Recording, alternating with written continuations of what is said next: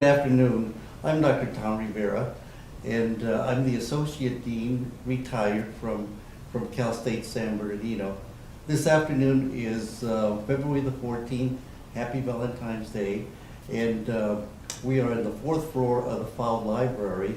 And this is part of the oral history project that we have for South Colton. And our guest this afternoon is Mr. Ernie Villanueva. Ernie, welcome. Welcome to our project, and thank you so much for being with us. And this afternoon, what I'd like to talk about is about your father, mainly about your father. Thank you because your father was a pioneer in the area of selling insurance to Mexicans in South Colton. Prior to that, there was no insurance that would help them bury their deceased.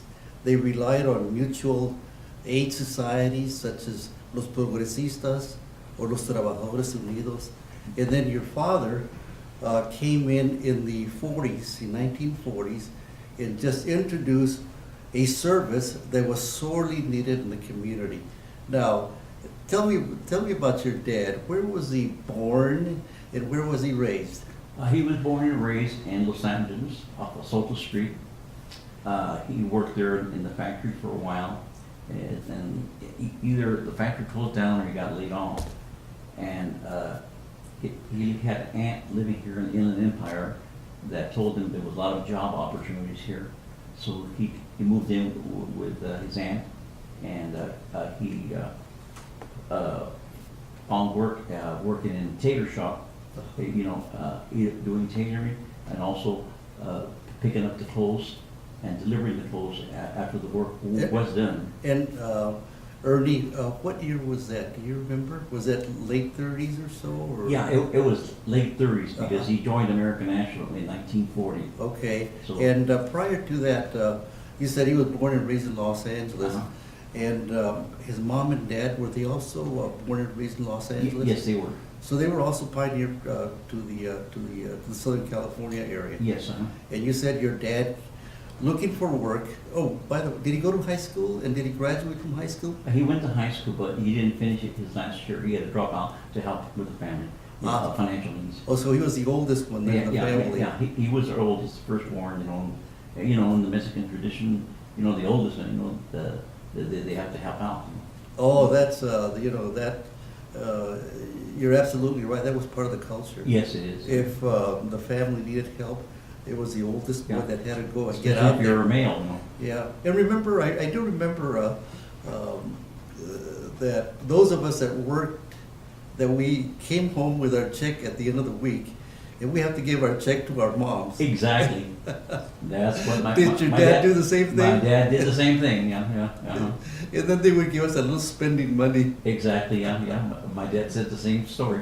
Yeah. And then he came to the Inland Empire, and you said to look for a job. Yeah.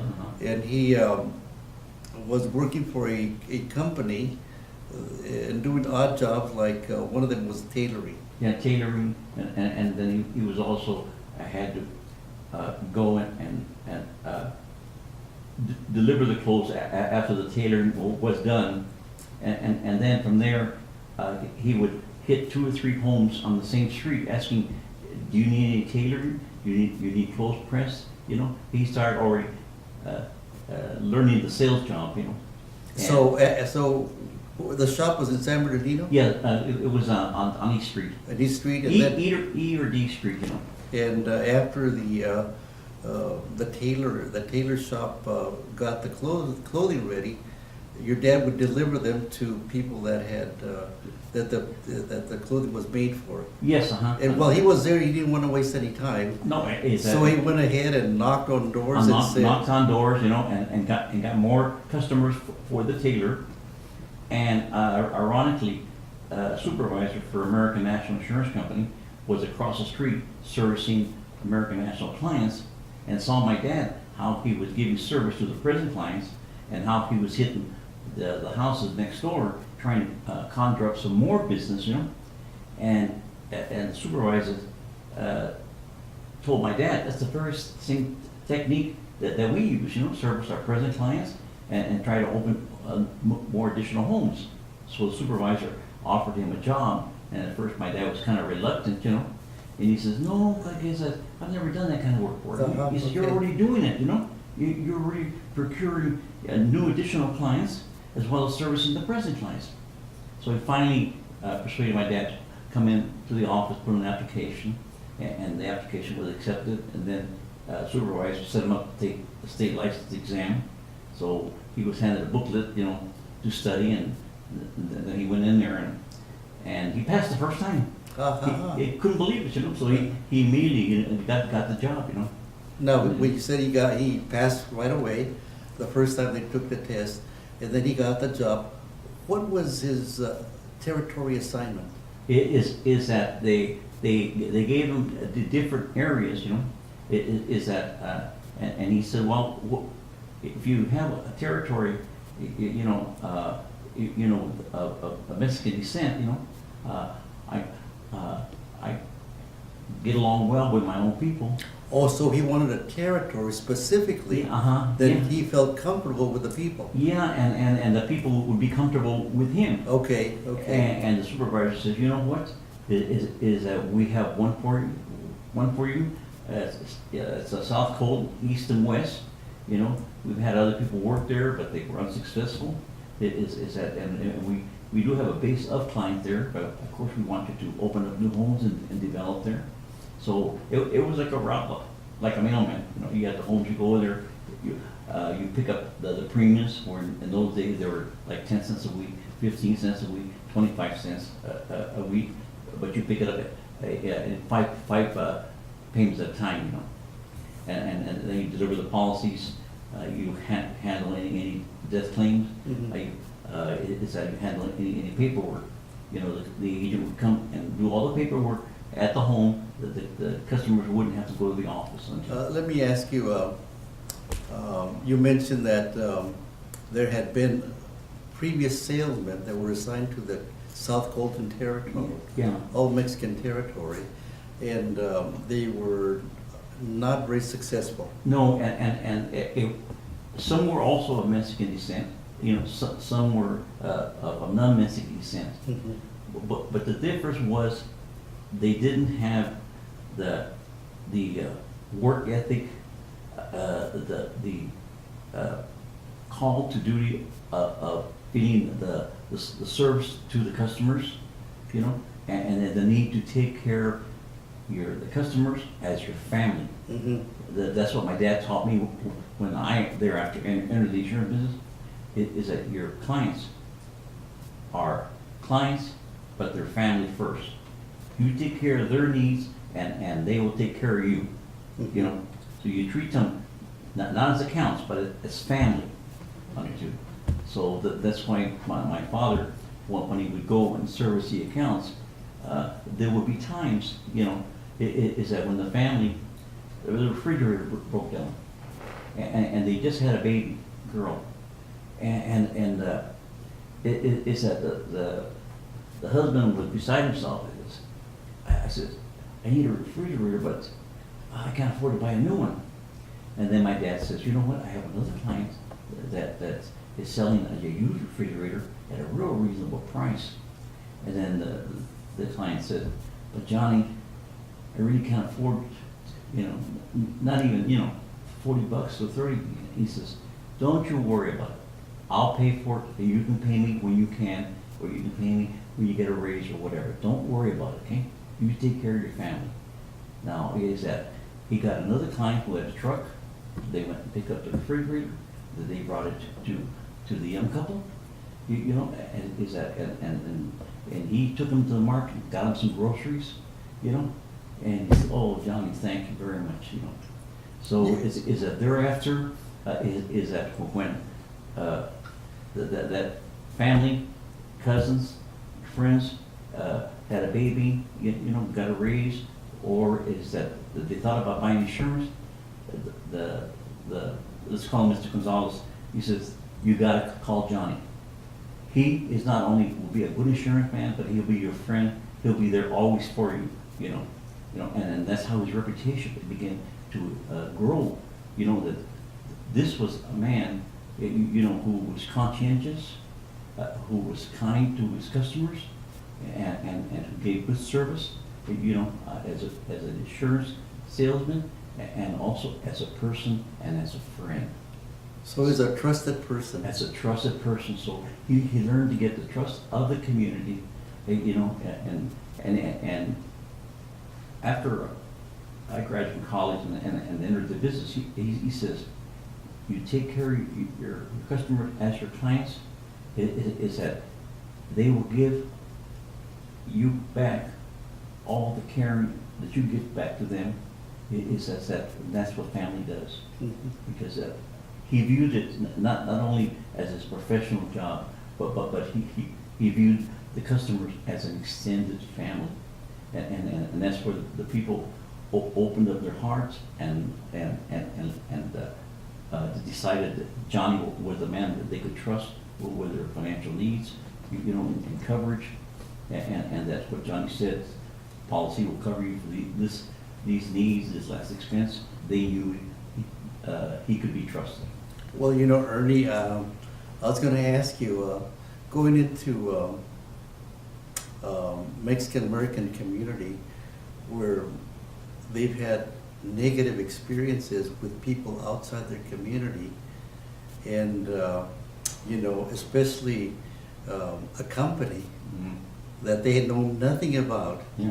I was going to ask you, how did he make inroads with the community to develop a sense of trust and a sense of being able to develop that credibility? And you mentioned it, that he Yeah, well- treated everybody Yeah. as family, and I would imagine the golden rule applies here. Yeah, That you treat people the way you want them to treat you. And the way he did it was, and this is what he taught me when I entered the insurance business. It was about the work ethic. He says, when you ask them if we can come into their home to take care of their financial needs for last expense, for mortgage, you know, is that they're looking at the person, okay? If they can rely upon you, is that the company, it is the person. And if they decide to buy insurance from you, it's because they believe that they can trust you. So is that my dad, he was a gentleman, you know. His salesmanship came from his caring about the people, and because of his thorough knowledge of the product. Okay, you combine those two together, and people knew that they were talking to a conscientious individual, you know, who's a straight arrow. Mhm. And so he got the trust to be developed in them, and then he provided excellent service. He immediately delivered the policy. He was always there on time, you know, according to their payday. You know, they would ask him what payday would be good, you know. Some companies would get paid every week, every 2 weeks, you know. So that he would be very accommodating Be to very- their, you hit to it, their. you hit it right on the nose, because sometimes if they didn't have the full payment, he says, I tell you what, Jimmy, let's say, he says, just give me half of what you can afford. I'll throw in the other half, okay? And then the next payday or the next 2 paydays, you can reimburse me. But, you know, Ernie, And you weren't supposed to do that. but, But again, it's but he- helping your fellow the neighbor. clients, your neighbors, you know, and he cared more about the clients than following the rules, because he says, and he used to explain this to me, he says, won't you feel bad that if you took protection away and then something happens to that husband or to the daughter or the wife and they didn't have no protection, just because you wouldn't help them out, you know, that's where your conscientiousness is continued good service, you know, will come from you and give them that protection. You know, so if something happens, it's that American National can send them a check, you know, and the people will appreciate that you helped them, you know. Well, you know what? And in turn, that they will help you by Well- recommending you. And that's how he built up his base. Well, you know, Ernie, and talking about payments, you know, the economic structure of South Colton was we had railroad workers, Yeah. we have cement plant workers, Mhm. we had orange pickers, Yeah, and we have people that work for agriculture. they're very low income. you know. Very low income, but yet everybody was working. Mhm. And then on that, we had some businesses that were established in South Colton. Mhm. And then getting to the insurance payment, you know, again, a strange company come into the neighborhood and they guarantee you that they're going to provide the best coverage for you in case something happens to you. And how much are payments?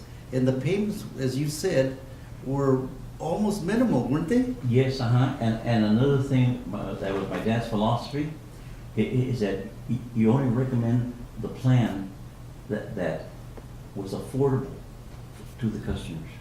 You know, is that if they can only afford maybe the 10 cents a week plan, not the 25 cents a week plan, then you said, let's begin with the 10 cents, we'll start with there. And later on, when things get better, we can go to a higher plan and add on to it, not cancel the old one, just add on to it.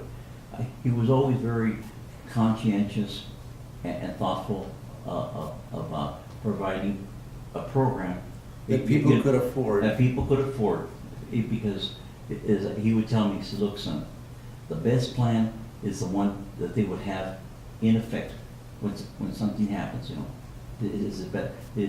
It's no good that you try to give them a deluxe plan if they won't be able to keep it or afford it, you know. So when the time hand, at least they have some protection that will help them out and taking care of the last expense, you know. Well, what I But he remember. had all this personal philosophy, Yeah. you know, that went into the professionalism, you know, of an insurance man.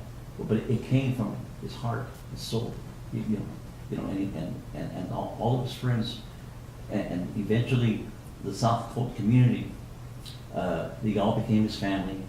He was at every funeral, he was at every wedding, he was at every baptism, you know, constantly we were having to get dressed up and go to some family, you know, barbecue or whatever, you know, because he said they would always invite him, you know, and he would always say, well, what can I bring? What can I bring? Like, Well, you know what, as a little kid in the 1940s, I remember your dad coming to our house, and I think my brother and I had a 10 cents insurance each. Okay.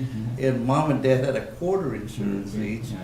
And you're absolutely right. Mhm. There were months when even the 70 cents couldn't be afforded by my parents. That's right. And your dad would say, well, don't worry about Yeah, it. You yeah. catch up to me next month when you're Yeah, working. he would cover them.